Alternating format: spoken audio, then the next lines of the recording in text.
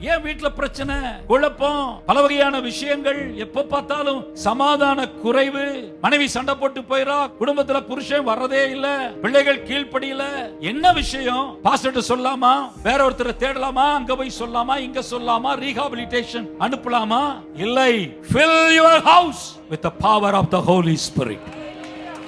உங்களுடைய வீட்டை பரிசுத்த ஆவியினாலே நிரப்புங்கள். உங்களுடைய வீடு தேவனுடைய ஆவியின் முழக்கத்தினால் நிறைந்திருப்பதாக. அதுதான் சொல்யூஷன். எவ்வளவு சொல்லியும் பிள்ளை கீழ்ப்படியல, எவ்வளவு சொல்லியும் பையன் கீழ்ப்படியல, ஆண்டவருடைய பிரசன்னத்தை வீட்டுல வைங்க. அந்த பிரசன்னத்துக்கு அந்த பிள்ளை கீழ்ப்படிந்துதான் ஆகணும். தேவ பிள்ளைகள் எங்க பலப்படுத்தப்படுறாங்க? பரிசுத்த ஆவியினால் நிரப்பப்படும் போது. எந்த பலவீனமா இருந்தாலும் அந்த இடத்துல அவர் பலப்படுத்துவார். ஞானம், பணம், குடும்பம், சுகம், இன்னும் எதெல்லாம் பலவீனமா தோணுதோ அந்த இடங்களில் பலனை தருவதற்கு பரிசுத்த ஆவியானவர் நமக்கு கொடுக்கப்பட்டிருக்கிறார்.